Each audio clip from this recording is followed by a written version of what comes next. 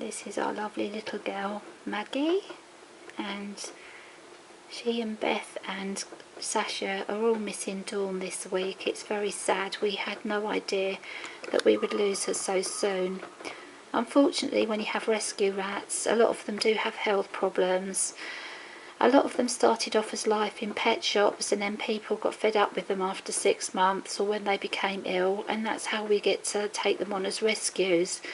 And a lot of our rescue rats come to us with illnesses, so it is unpredictable of how long they will live. And then we've had other rats like Bo, who has lived to 3.5, and we've had other rescue rats that have lived to 3.5 who started life from good breeders who actually cared about the genetics and about the health of the animals.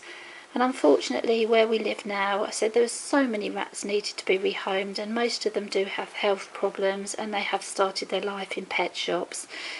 So this is why we tell people to go to a good breeder, someone who cares, and that not all breeders are good. So look at the conditions the animals are kept under, and that gives you the best chance of having your rats for a long and healthy life.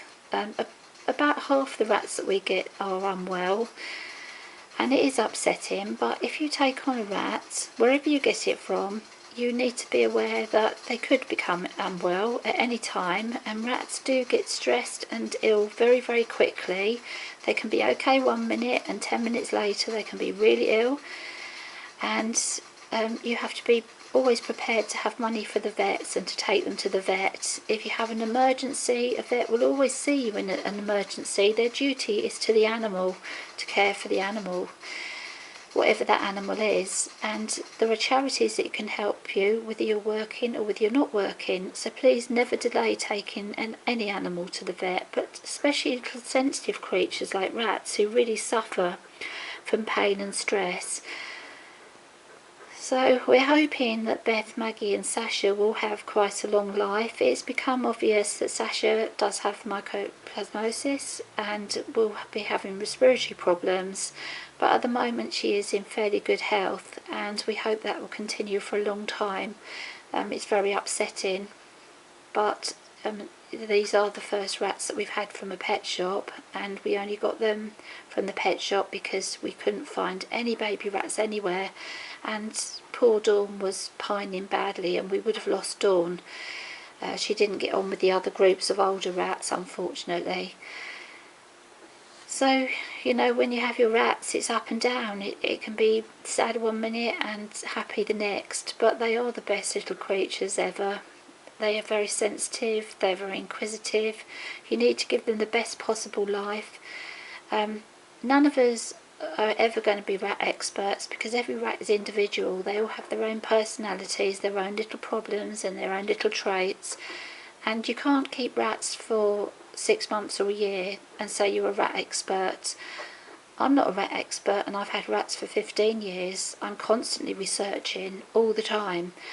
The things change all the time, new illnesses, new antibiotic treatments, new foods that you can or can't give to rats, so you need to have to update your information. This is why we do update videos every so often. But, you know, and if you've only had 2 rats in your whole life, you are expert on those 2 particular rats. Yes, you knew your own rats inside out, but that doesn't make you an expert on rats in general. That is something that comes with years of experience, and I know people who've kept rats for 20 years, 25 years, and they don't consider themselves experts. They are still learning and researching, and that is the way to do things, so that you will always be aware of what's going on, and when you encounter a problem, you will know roughly what that problem is, hopefully, and you'll know when to get your rat to a vet in an emergency, when it's something that may be minor, that you can maybe observe them for an hour and see how they're doing, and just learn everything you can about your rats. Be wary of people who do call themselves experts. There are a lot of people out there who think they're experts and they give out very bad advice. I hear lots of things like, you must bath your rat every week or every month. That is not necessary. It's totally wrong. Some of my rats have never had a bath. They're self-cleaning.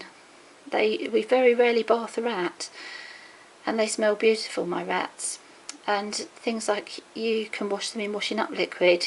You must not wash them in washing up liquid. It's the worst thing possible ever, and is known to cause cancer in rats.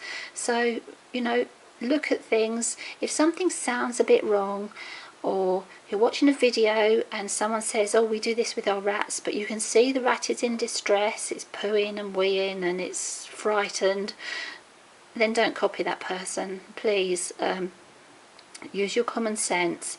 Be caring and thoughtful and sensitive to your rats, and give them the life they deserve.